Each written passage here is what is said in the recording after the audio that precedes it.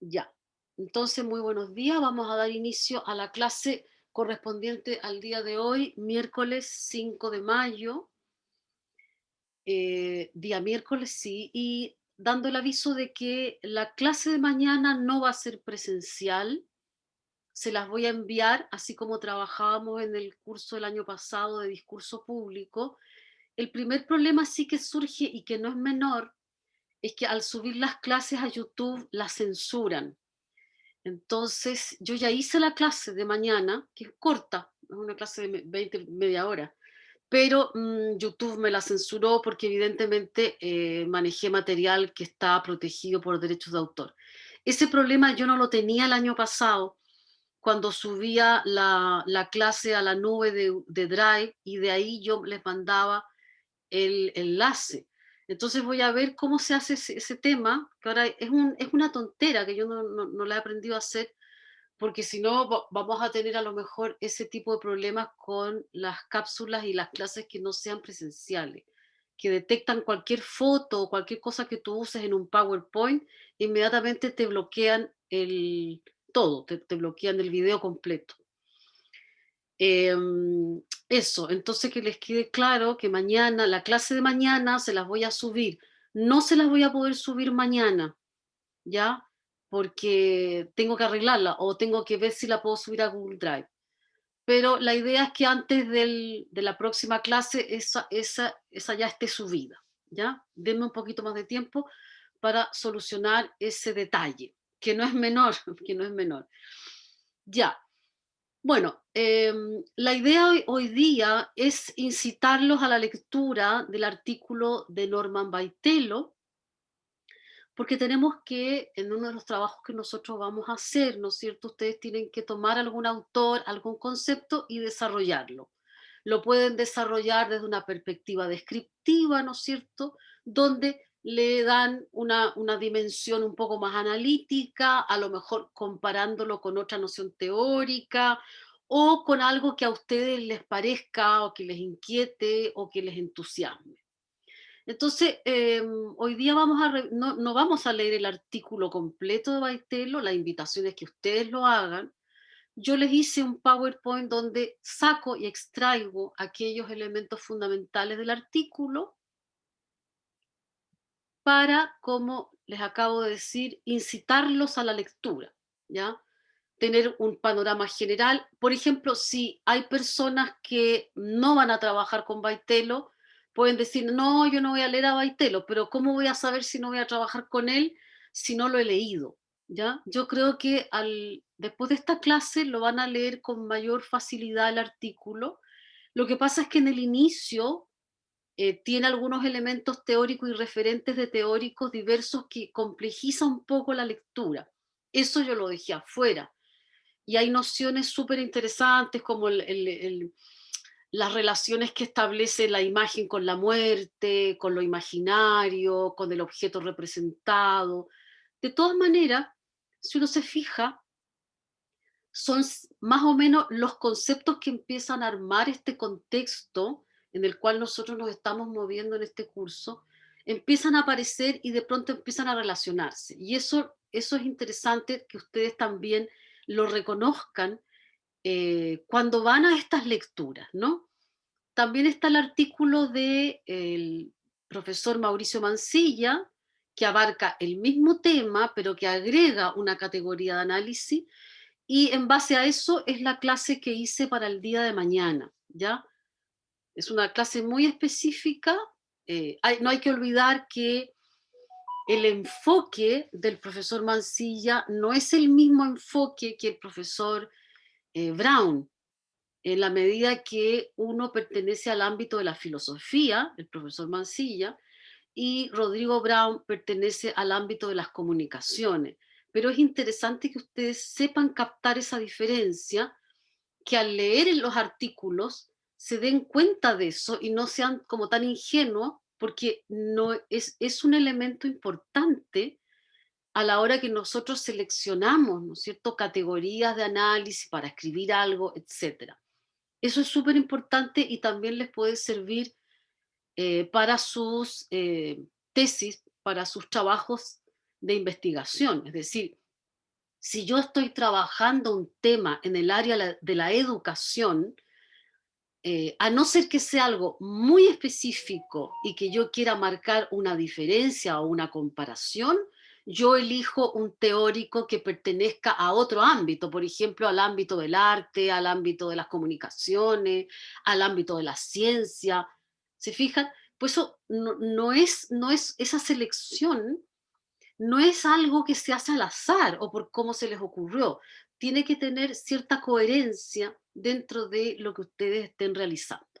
Por eso es bueno que también hagamos estas lecturas que están relacionadas al curso, pero que también les van dando a ustedes como un piso para irse dando cuenta cómo se arma un artículo realmente, ¿ya? Y sobre todo a raíz de la última clase que tuvimos en seminario de investigación, sobre todo ser capaces de señalar exactamente cuál es el objeto de estudio. Yo creo que eso es tremendamente importante, ¿ya? Porque ese objeto de estudio va a determinar las categorías de análisis en las cuales yo me voy a mover y eso además va a determinar el aporte que voy a hacer yo. Por eso un trabajo meramente descriptivo no se concibe porque no hay aporte, ¿ya? No hay ningún aporte, ya, yo describo esto, pero ¿y qué? ¿Se fijan? Ya, entonces, como les repito, yo extraje los principales puntos del artículo de Baitelo para invitarlos a ustedes a la lectura y tomar la decisión si ese trabajo que tienen que hacer sobre algún autor va a ser este o no. Ya después vamos a ver a Sartori y ahí ustedes irán determinando por qué camino se van. ¿Alguna pregunta con respecto a lo que he dicho? Si no, voy a pasar a compartir pantalla de inmediato.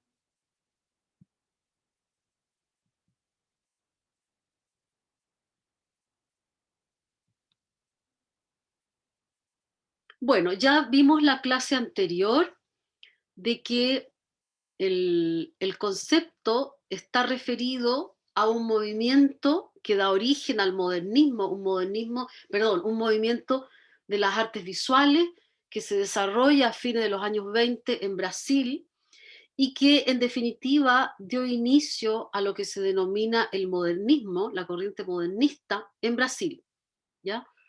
Y a partir de, de este incluso tratado, ¿no? Que ellos desarrollan, este autor toma el concepto y lo revierte y lo transforma y lo traspasa, ¿no es cierto?, a un pensamiento específico que sería el tema de la imagen en nuestra edad contemporánea. Es decir, esta relación que establecemos con las imágenes, ¿ya? Y señala, ¿no es cierto?, perdón, señala cuatro formas en las cuales nosotros nos relacionaríamos como cuerpo, como un ente vivo, a las imágenes como no cuerpo, ¿ya? Dice las cuatro devoraciones, iconofagia y antropofagia en la comunicación y la cultura. Este apéndice del título, cuando habla de la comunicación y la cultura, es muy importante para situar el contexto del artículo y por eso se relaciona también a nuestro curso, ¿ya? Porque este ámbito de la comunicación inserto en una cultura hiperconectada, ¿no es cierto?, va a tener ciertas características a partir de las cuales nosotros contextualizamos lo que nos va a decir Baitelo. Es decir, no es una cosa que va a quedar en el aire, sino que nosotros tenemos que pensarlo desde este contexto, ¿ya? Bueno, como les digo, yo tomé los puntos más importantes para incitarlos, para invitarlos a ustedes a la lectura en detalle. No, no puse ninguno, creo que ninguno de los autores, sus referentes teóricos que él coloca en el artículo y que van fundamentando su idea. Para eso uno usa un referente teórico, un autor que ha pensado. Por ejemplo, en el inicio del artículo, cuando se refiere a esta relación entre la imagen y la muerte, por ejemplo, ¿ya? Ahí busca un autor que te refuerza esa idea, ¿ya? Es decir, cómo la imagen aparece como un elemento mediador entre la vida y la muerte. Incluso es más, cuando uno va a un velorio, es una cosa que se usa hace un tiempo, antes no se usaba. No sé si ustedes se han dado cuenta que sobre el ataúd de la persona fallecida se pone una foto. ¿Lo han visto? ¿Han tenido esa experiencia de ver eso? Sí, profe. Sí, ¿no es cierto? Yo diría que eso hace 20 años atrás no existía. Es curioso, un rito, digamos, que involucra, que trae un elemento como la imagen, ¿no es cierto?, como el elemento mediador entre la vida y la muerte. Es decir, la imagen de la persona fallecida se simboliza en el sentido que representa a alguien que ya no está, ¿ya? Entonces, por ejemplo, este autor en el inicio del artículo habla un poco de esa relación, ¿no? Entre la imagen y cómo la imagen opera como un elemento mediador, ¿ya?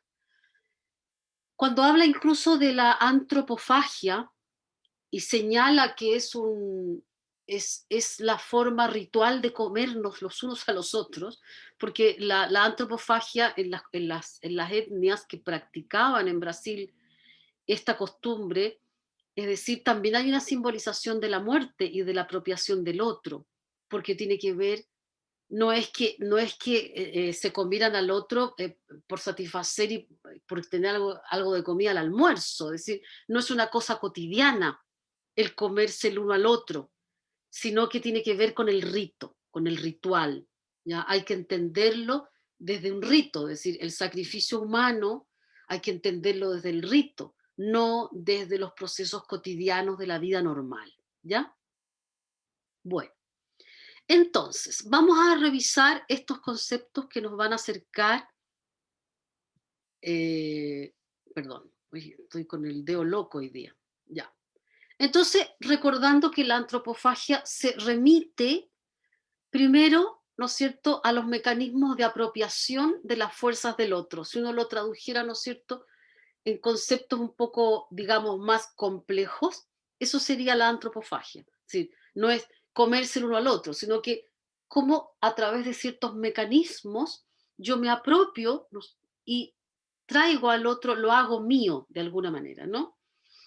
Entonces, aquí puse un cuadrito de la autora que da origen a este movimiento en las artes visuales, pero por ejemplo ya el hecho de tener yo esa foto ahí en el PowerPoint es lo que yo les contaba. YouTube me puede rechazar el visionado del video completo.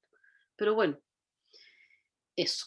Entonces, a partir de este concepto, el artículo desarrolla cuatro formas. Cuatro formas en que se dan este tipo de mecanismo, ¿ya? Esta fuerza de apropiación, esta especie de ritual de la apropiación, pero que adquiere dentro del ámbito de la cultura una concepción más compleja que solamente el rito. Eso es una cosa que también tiene que quedar claro en esta clase. Primero, cuerpos que devoran cuerpos, imágenes que devoran imágenes, cuerpos que devoran imágenes e imágenes que devoran cuerpos. Por ejemplo, si a alguno de ustedes les interesa este tema o le interesó el artículo y quiere hacer su trabajo con este autor, lo que puede hacer es a lo mejor tomar una de las cuatro apropiaciones, no las cuatro, ¿ya? Y a lo mejor leer alguna otra cosa del autor que se refiera en otro sentido a esto, etcétera, etcétera, ¿no? Para que se vayan haciendo una idea de cómo pueden hacerlo. Estos cuatro mecanismos o estas cuatro formas de apropiación es lo que va a desarrollar en el artículo Baitelo. Si ustedes se fijan, el concepto de devorar está presente en todas, ¿no es cierto? Y esta relación que finalmente se traduce en esto, se traduce en oponer, en poner en tensión la cultura de la imagen y la cultura de los cuerpos. Eso es lo que hace el pensamiento de Baitelo y de muchos otros con respecto específicamente al tema que estamos viendo hoy día. En el artículo lo menciona, dice, de cómo esta tensión que se produce entre ambos mundos, ¿no es cierto?, va a generar una serie de situaciones. Y ahí cita a Flusser, eh, cuando él hace la separación entre cosas y no cosas. Incluso hay otras categorizaciones con respecto a estos dos mundos que podrían ser cosas animadas, cosas no animadas, cosas orgánicas, cosas no orgánicas. En definitiva, es casi la misma dualidad que planteó Platón siglos antes de Cristo, ¿no es cierto?, que tenía que ver con estos dos mundos, ¿no? El mundo de las cosas, decía Platón, el mundo de las ideas. Es decir, esta dualidad es antigua, no es una cosa que surge ahora y que se puede llevar o que se puede utilizar para establecer estos tipos de categorías que nos permiten sistematizar un objeto de estudio. ¿Ya? Entonces, la pregunta del artículo es, ¿qué ocurre cuando la cultura de la imagen se enfrenta a la cultura de los cuerpos? ¿Qué le pasa a las personas? O sea, planteándolo así en forma muy cotidiana, ¿no? ¿Qué le pasa a las personas cuando se enfrentan a una relación específica con las imágenes? ¿Ya? Y hablamos de consumo de imágenes, producción de imágenes, ¿verdad? La palabra consumo, que también tiene un referente casi biológico, ¿no es cierto?, remite a este tipo de relación que establece el ser humano con aquello que él mismo construye, que es la posibilidad de la imagen, ¿ya? Y esto desde tiempos remotos, no solamente hoy día en que la imagen se hace digital. Lo que pasa es que el hecho de que la imagen hoy día es digital, o sea, se posibilita desde un formato específico como es el formato digital, complejiza la problemática, ¿ya? Entonces, en el artículo aparece citado Flusser y otros que hablaron de alguna manera de esta oposición dada entre lo que hoy día aquí en el artículo vamos a denominar la cultura de la imagen y la cultura de los cuerpos. Cualquier cosa que no vayan entendiendo, como les digo, esto es un resumen del resumen del resumen, es decir, yo extraje aquello fundamental para invitarlos a la lectura. O sea, estoy haciéndole publicidad también, ¿no? También estoy entregando, estoy usando una retórica para que ustedes, ¿no es cierto?, persuadirlos a que lean el artículo, si lo quisiéramos entender desde ese punto de vista, ¿no? Bueno, vamos a la primera entonces, que se refiere a la antropofagia pura. ¿Por qué pura? Porque se refiere al concepto en su dimensión originaria, ritual, mítica, etcétera, ¿no? Es decir, aquella que es más apegada a lo básico, al sustrato, digamos, que tiene que ver incluso con la sobrevivencia de la especie, ¿no? Incluso lo dice en el artículo, ¿no? Que finalmente este tipo de antropofagia se queda y se desarrolla principalmente en la perpetuación de la especie. Pero ¿qué ocurre? Que como el problema se agranda, se dispara desde la instalación de, de las imágenes, el problema se hace más complejo, ¿ya? Entonces, la antropofagia pura es como el sustrato, ¿no es cierto? Y se entiende a partir del juicio, o de la hipótesis, que se refiere a aquellos cuerpos que nacen y se alimentan de otros cuerpos, ¿no es cierto? Que hay una especie de apropiación del otro, ¿ya? Y se señala el proceso del amamantamiento como el ejemplo supremo, digamos, de apropiación física, pero no solamente es una apropiación física donde los sentidos y donde los órganos de las manos y la boca serían los principales en este proceso que ocurre cuando el niño toma la leche, el sustento para la vida de la madre, ¿ya? Sino que la cultura ha hecho que este proceso también adquiera una dimensión simbólica, ¿ya? Incluso podríamos agregarle otro tipo de dimensión, una dimensión científica, etcétera, ¿no? Pero esa en este momento a nosotros no nos interesa. Lo que nos interesa es entender que siempre, según estos autores, siempre ha existido, desde que la humanidad es humanidad, ha existido este mecanismo de apropiarnos del otro, ya sea el padre, la madre, la pareja, etcétera, lo que sea. El mecanismo de apropiación. puede ser por el sentido de que el hombre es gregario, que vive en grupos, que no vive aislado, porque en forma aislada no puede sobrevivir, ¿verdad?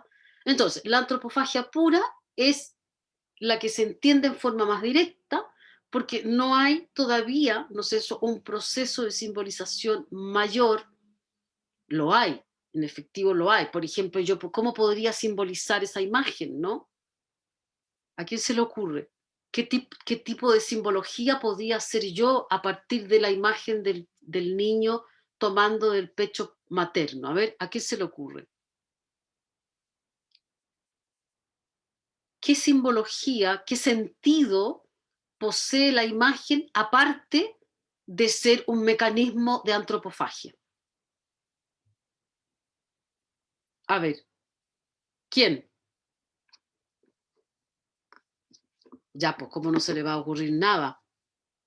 ¿Qué simboliza esa imagen? ¿Mm?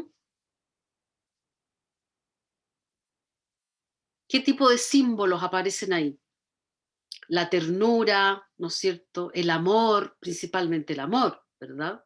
La sobrevivencia, es decir, empiezan a surgir, ¿no es cierto?, nociones que dan sentido a la lectura de la imagen y que no tienen que ver solamente con la mirada sobre el mecanismo de apropiación, sino que culturalmente nosotros le damos un sentido, ¿ya? Le asignamos un sentido y que además somos capaces de compartir ese sentido entre más de una persona.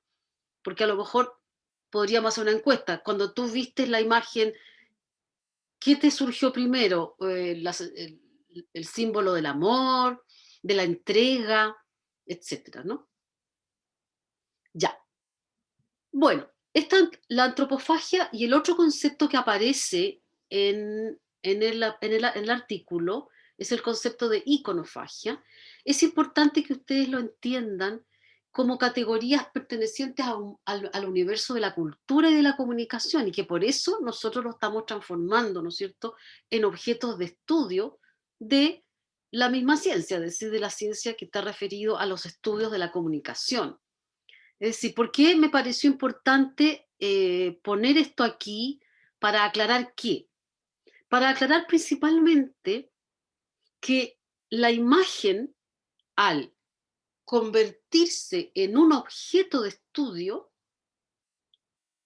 lo que está suscitando es principalmente, ¿no es cierto?, que mecanismos como la antropofagia, ¿ya?, se transformen o deriven hacia otras instancias y que tienen que ver con que el hombre, el ser humano, da un sentido a estos actos mecánicos, rituales, originarios, mitológicos, como le quisiéramos llamar. Y la imagen, y sobre todo hoy día la imagen digital, permite, ¿no es cierto?, abre estos mecanismos aparentemente ingenuos a un universo de significación tremendamente más complejo en el ámbito y de los estudios de la comunicación, de la cultura, de la antropología, de la filosofía, etcétera. Y es la imagen finalmente y cómo manipulamos y usamos y cómo nos relacionamos con la imagen lo que da pie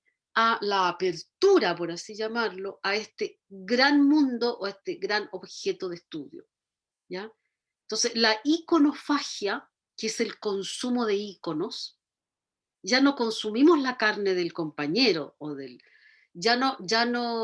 no solamente se trata de consumir la leche materna, sino que también hay un tipo de consumo que tiene que ver con el iconofagia. Y el icono no es necesariamente algo tangible, ¿ya?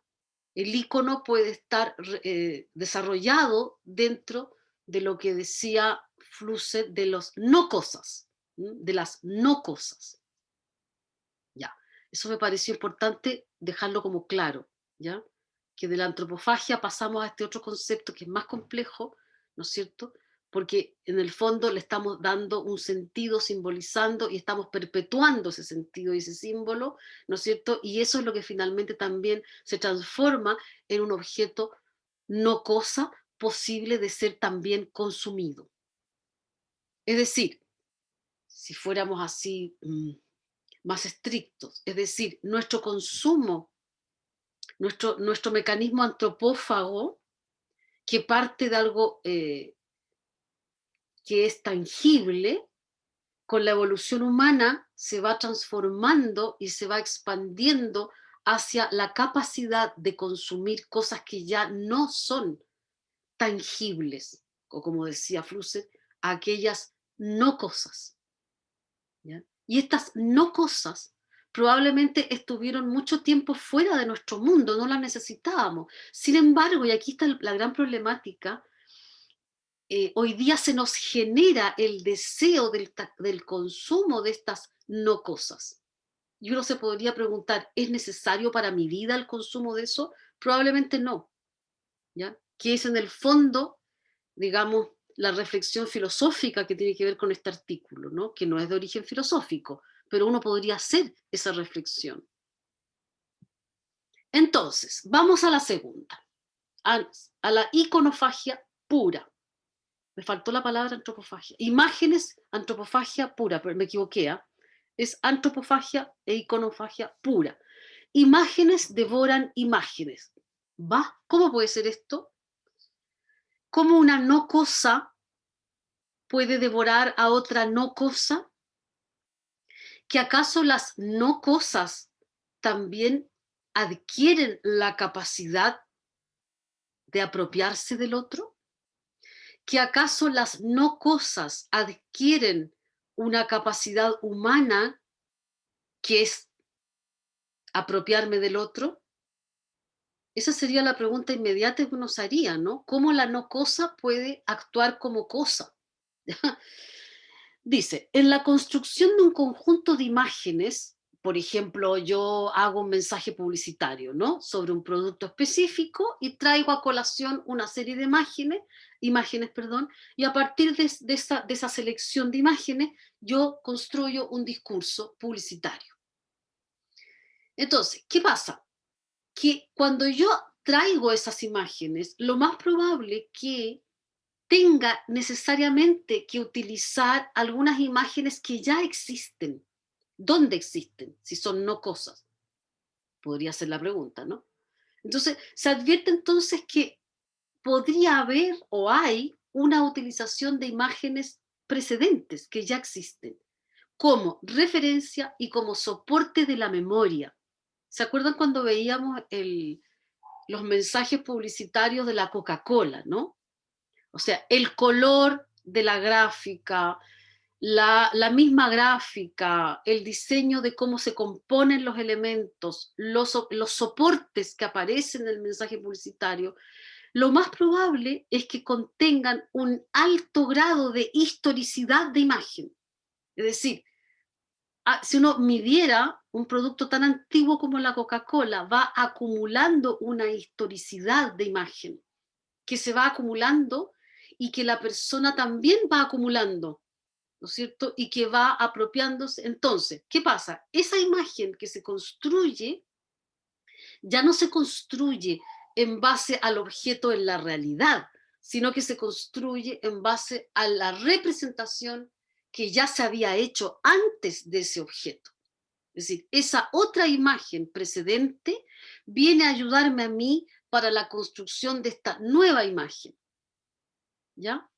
Luego, la representación de un objeto entonces no remite solo a su referente, puede serlo, pero no necesariamente, ¿ya? Sino que además contiene todas las posibles representaciones anteriores que se hayan hecho en dicho objeto. En el artículo ahí habla sobre la historicidad de las imágenes, es muy interesante esa parte, cita a otros autores, etcétera, ¿no? De tal manera que la fuerza de una imagen probablemente provenga de estos referentes. Claro, porque por eso es tan complejo cuando se hace una campaña publicitaria, por ejemplo, con un producto nuevo, que nadie conoce, por decir así, porque no hay nada cimentado, entonces a lo mejor la fuerza de impacto va a ser mucho menor, ¿ya? Cuando se habla de la fuerza, se habla de la fuerza de impacto de esa imagen, ¿no? Cómo esa imagen impacta en la lectura, en el receptor, y es capaz de ser eh, decodificado decodificada esa imagen, ¿no es cierto?, con toda la fuerza y el ímpetu que ese mensaje requiere. ¿Para qué? Para producir un imperativo, un cambio, compra, toma Coca-Cola, visita tal lugar, etcétera, ¿no? Entonces, esta sería la segunda forma, aquellas imágenes que se apropian de otras imágenes para construir una nueva imagen. Y a su vez, esta queda ahí como una especie de staff para que otra pueda ser construida a partir de ella. Es decir, se transforma en un continuum, ¿no es cierto?, de antropofagias, por decirlo así, ¿no? Con los conceptos del artículo. Ahora, en este punto es muy interesante lo que dice el artículo y habla y ocupa esta noción, que se establecería una especie de crisis. ¿Crisis de qué? De la recepción, pues, de la visibilidad de esas imágenes. ¿Por qué? Porque empiezan a aumentar en forma exponencial, ¿no es cierto? Hay un aumento tal de la producción de imágenes, como que se empiezan a clonar, a aparecer nuevas, de dos nuevas aparece otra que es distinta, esa posibilita otra, etcétera, que se establece de alguna manera, y aquí podríamos referirnos al esquema del inicio, este mundo de la cultura de la imagen, la cultura de los cuerpos, que a estos cuerpos, al ser humano, ya no es posible, ¿no es cierto?, asimilar todas las imágenes existentes, ¿ya? Entonces, ¿qué pasa? Que las imágenes, se genera una especie de inflación, hay mucha imagen, hay más oferta que demanda, se genera esta inflación y esta inflación produce que se desvalorizan las imágenes. Entonces, la fuerza de la imagen, esa fuerza que hablábamos antes, de la cual viene, ¿no es cierto?, poseída desde otros referentes, etcétera, al haber muchas imágenes se pierde, comienza a perderse. Y se genera una especie de, culturalmente, sociológicamente, mercantilmente también, en el ámbito de la productividad de la imagen, se empieza a producir un estado ansioso que va a generar que esta frase, ¿no? El fin justifica los medios, es decir, hacer cualquier cosa para lograr que esa imagen mantenga su fuerza y llegue a un mayor número de personas, ¿ya? A cualquier costo. Entonces ahí es cuando se transgreden estos ámbitos de los cuales hablamos en su momento, principalmente el ámbito ético, moral, ¿ya? Porque en realidad lo que se requiere, hay una urgencia por instalar, ¿no es cierto?, la imagen en forma correcta y con toda la fuerza que eso signifique. Entonces, en esta modalidad de la antropofagia, imagen devora imágenes, el artículo detecta, señala esta problemática que surge, digamos, desde esta devoración, que sería la segunda de las devoraciones que estamos viendo. ¿Alguna pregunta? ¿Alguna duda? Ya. Y en esta misma parte del artículo, es interesante, me pareció interesante destacar estas palabras que la hemos ocupado muchas veces y que tiene que ver con el consumir, el consumo. Ahí aclaran de que este concepto etimológicamente se relaciona directamente con la palabra devorar, agotar, destruir, morir, acabar, sucumbir. Todos estos conceptos aparecen ahí en el artículo, ¿no? La muerte, la devoración, la destrucción, etcétera. Es decir, la presencia, dice el autor, de un sentido activo y otro pasivo, es decir, hay alguien que consume y hay alguien que es consumido. Acusa, dice, la conciencia de un proceso de dos vectores opuestos. Esto equivale a decir que devorar imágenes presupone la posibilidad, podríamos agregarle nosotros, también de que en algún momento podemos ser devorados por ellas. Cuando el autor se refiere a esta segunda devoración, hacia el final, da este pie para pasar a la próxima, ¿no?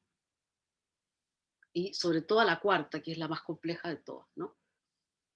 Incluso la que podríamos poner un poco en duda con respecto a que si lo que está afirmando este autor y otros muchos es tan así o no es tan así, que es bastante radical lo que postula, ¿ya? Pero aquí lo interesante y lo que me interesa que a ustedes les quede claro es que en todo proceso antropofágico existen estas dos fuerzas que pueden cambiarse, pero en el momento en que la antropofagia está ocurriendo, siempre hay un sujeto que es activo y el otro que es pasivo, ¿cierto? Y eso proviene desde la antropofagia pura, ya mitológica, originaria. La madre que da, ¿no es cierto?, el pecho al hijo sería el ente pasivo y el hijo que está amamantándose de la leche materna sería el ente, el sujeto activo, ¿ya? Entonces, ¿qué es lo que nos advierte aquí el autor? Que cuidado, que esto se puede revertir. O, dicho en otros términos, a lo mejor ocurrió en la historicidad de nuestra relación con la imagen, en que nunca tuvimos en cuenta que esto podía revertirse, ¿no? Es un poco lo que... Y es el aporte de él, ¿no? En su reflexión, que nos va diciendo, cuidado, esto ya está muy claro, están las categorías, esto ocurre así, está haciendo esta descripción con ciertos fundamentos y categorías teóricas que lo avalan, etcétera, pero de pronto esto ya aparece como el aporte que él hace, ¿no es cierto?, en su reflexión, a decir, ojo que aquí esto se puede revertir, ¿ya? Es más, su hipótesis de trabajo es que esto se revierte finalmente, ¿no? Y eso es lo que va a determinar un estado de las cosas entre este mundo de la cultura de la imagen y el mundo de la cultura, ¿no es cierto?, de los cuerpos, que somos nosotros, los seres vivos. Y cómo de un mundo donde todo era normal, digamos, en el mundo de la cultura de los cuerpos, de pronto comienzan a suceder otras cosas.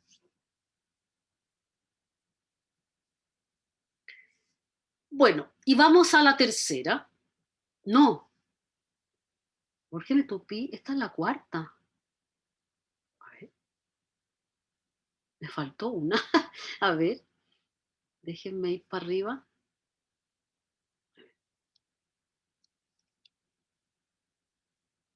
¿En cuál voy, chiquillos? ¿Por qué me tupí de repente? A ver, uno,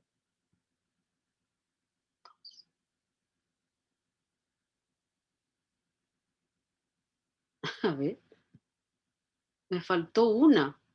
A ver, vamos a la primera. Acá. Cuerpos que devoran cuerpos, ¿ya? Imágenes que devoran imágenes.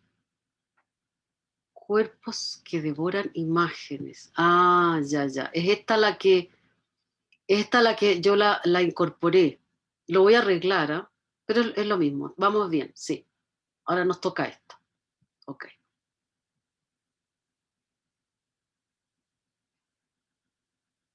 Ya. Bueno, esta es la más radical de todas y aquí de alguna manera es donde decanta la reflexión del autor y que aparece además como una especie de llamado de alerta, ¿no? A esta cultura, a esta sociedad de la comunicación que puede entrar en algún tipo de espiral tremendamente peligroso, ¿no? Es justamente en esta acción impura, como le llaman, ¿no? Donde podemos ser fácilmente devorados por la imagen, incluso de forma voluntaria, porque ahí está, digamos, el quid del asunto. Es decir, una cosa es que ocurra en forma involuntaria, pero lo grave es cuando ocurre en forma voluntaria, porque se transgreden muchas normas, ¿ya? Es un estado de transgresión muy potente. Entonces, ¿de qué se trata esta antropofagia impura? Se trata de lo siguiente. Dice, alimentarse de imágenes significa también alimentar imágenes, confiriéndoles sustancias, prestándole los cuerpos. Significa entrar en ellas y de alguna manera transformarse en un personaje. Es decir, hay una especie de objetivo en la construcción de ciertas imágenes que me van a llevar al sacrificio. ¿Al sacrificio de qué? Al sacrificio de mi cuerpo, ¿ya? Es decir, yo sacrifico mi cuerpo en honor a la construcción de la imagen. Entonces ya no es una apropiación, ya, sino que es una expropiación. Yo saco algo de mí y lo entrego, esto que está en el mundo de las cosas, y lo entrego al mundo de las no cosas, ¿ya? Ahí pone el ejemplo del fotógrafo este que cuando están cayendo las Torres Gemelas, él decide entrar en la imagen. Lo que hace Bill Bigard es que transgrede el mundo de las no cosas y el mundo de las cosas, expropiándose a sí mismo para construir y ser parte finalmente de una imagen, ¿ya? No sé si ustedes habían escuchado hablar de él, fue en un momento muy, circuló por todas las redes de internet, incluso ahí aparecen los fotogramas de su película, ¿no? Cuando él cae finalmente, destruido, muere, finalmente muere. Incluso la foto del lado derecho muestra sus equipos, de los cuales se rescataron algunos fotogramas que lo incluyen, digamos, dentro de esa imagen que él presenta sobre un hecho particularmente tremendo y dramático como fue la caída de las Torres Gemelas. Es decir, hay un acto de expropiación radical. Esto se da mucho también en los reportajes de guerra de los periodistas y los fotógrafos y los camarógrafos de guerra. Hay muchos ejemplos que los pueden revisar, que tiene que ver con que el que está construyendo la imagen traspasa los límites y entra en la imagen a partir de un sacrificio de su propio cuerpo y finalmente de la propia vida, ¿ya? Entonces, cuando uno lee el artículo de Baitelo, por eso yo los invito, aunque no hagan el trabajo sobre Baitelo, léanlo, el artículo es muy corto, tiene un par de páginas, porque es una reflexión que nos va a ayudar a comprender, sobre todo cuando entremos en la unidad de los nuevos medios de comunicación y cómo establecen los nuevos medios esta relación con la imagen. Es decir, cuáles han sido los caminos históricos que han recorrido esta construcción de la imagen y cuál es la proyección. O sea, cómo se plantea esto, digamos, a futuro. Es muy interesante, esto es un pensamiento muy radical, podemos estar de acuerdo como no podemos estar de acuerdo.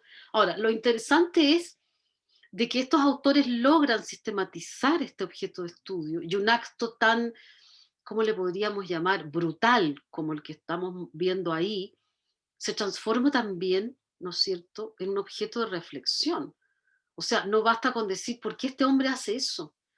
Sino que aquí lo que ofrecen los autores es enmarcar este acto de sacrificio, enmarcarlo dentro de una reflexión con respecto a el rol de la imagen en el mundo contemporáneo. Esa es la gracia que tienen, ¿no? De cómo podemos mediatizar, entender, reflexionar sobre un acto que tiene una lectura directa, ya un tipo vaya a hacer eso, pero hay una reflexión un poco más profunda con respecto a eso, que va un poco también un poco más allá de lo valórico, que incluye lo valórico, pero que lo sitúa dentro de un contexto, ¿no es cierto?, de reflexión con respecto a el rol que cumplen las imágenes en el mundo contemporáneo. Ahora, el artículo tomé estas últimas párrafos porque me parece muy interesante para concluir que dice, sin embargo, dice, la gran regla está dada por las devoraciones cotidianas anónimas. Es decir, ¿qué nos está diciendo el autor aquí? Está bien, hay casos como el que acabamos de ver de este periodista, hay casos como los reporteros de guerra y otros que les voy a mencionar más rato, ¿no es cierto? Pero lo realmente importante, dice el autor, es que estas devoraciones y estas especies de expropiaciones de nosotros mismos también ocurren en forma cotidiana, ¿ya? Ocurren sin que nos demos cuenta. Dice, que se perpetúan en rebeldía al conocimiento público por rutinarias, por inútiles y por no tener camino de regreso, de vuelta, ¿no? La devoración de ideas, de modismos, de rutinas pregonadas por los dioses menores de la publicidad y del marketing, las nuevas necesidades de hacerse visible al ritmo de los tiempos de la productividad y muchas, muchas otras imágenes que detentamos como trofeos en las paredes no hacen otra cosa que devorarnos diariamente. Ahí este hombre, a modo de conclusión, en el artículo, ¿no? eh, de alguna manera ancla este pensamiento radical con respecto a que nosotros los seres humanos vivimos un proceso de devoración constante y no nos damos cuenta, ¿ya? De alguna manera nosotros transformamos una situación cotidiana, lo elevamos, ¿no es cierto?, a un sitial de predilección sin darnos cuenta que eso mismo de alguna manera nos está consumiendo. ¿Ya? Nos devora, nos arranca algo de nosotros mismos. Y nosotros a su vez expropiamos algo de nosotros mismos. ¿Para qué? Para que finalmente este flujo comunicacional no se acabe jamás. Ahora, este autor tiene, ustedes yo no sé si han hecho este curso, voy a cerrar un poquito porque me entra mucho sol. Yo no sé si ustedes han hecho el curso con la Estefanía. Ella me parece que ve este libro, o sea, ve a este autor cuando habla de violencia y marginalidad en la narrativa hispanoamericana. Yo no lo he leído el libro. Él tiene muchos textos y llama la atención esta constante, ¿no? Que tiene que ver con los tipos de violencia, ¿no? Porque lo que hemos planteado recién, evidentemente, tiene que ver también con un tipo de violencia. Es decir, lo que nos dice el autor, que esta antropofagia, que parecía ser como sui generis o propia del ser humano, finalmente se transforma, ¿no es cierto?, como en el monstruo de Frankenstein, ¿no es cierto? Creamos un ser, un no cosa que finalmente adquiere las propiedades de aquellos seres que, como Flusser denomina, tiene la categoría de cosas, ¿no? Es bastante radical, no sé qué puede pensar cada uno con respecto a esto, pero es muy interesante y además perfila toda una corriente de pensamiento eh, que no solamente está dada en este autor, sino que también en otros, ¿ya? Y que congrega además la reflexión de otros autores, como por ejemplo Wilhelm Flusser y otros, ¿ya? Baitin también, etcétera, ¿no? Porque de alguna manera estos otros autores dieron el pie como inicial para finalmente terminar en una reflexión tan radical, tan fuerte, ¿no? Como decir, advertir al ser humano, ¿no es cierto?, que está siendo devorado y está perdiendo de alguna manera su vida en este acto de apropiación que originariamente fundamenta en su sobrevivencia, pero que hoy día, y fíjense qué curioso, porque hoy día también podríamos hablar de sobrevivencia con respecto al mecanismo antropofágico que aquí se está señalando, porque de alguna manera también hay un ejercicio de la sobrevivencia en un mundo hiperconectado. El que no está conectado no sobrevive, podríamos también nosotros decir como una especie de conclusión, ¿no? Si no te conectas, mueres, no eres, no existes. ¿Mm? Eso. ¿Alguna pregunta, alguna acotación, alguna duda para que la planteen de inmediato, por favor? Abran su micrófono y los escucho yo ahora a ustedes.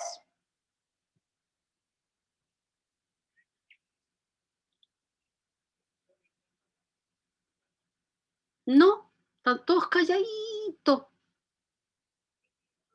Ya, pues, los escucho. ¿Alguna duda? Bueno,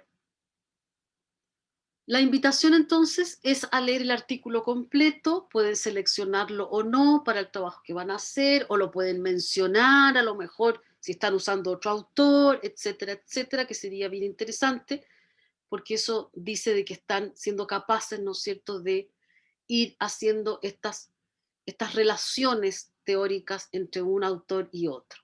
Vuelvo a repetir, para los que entraron más tarde, ya rayé.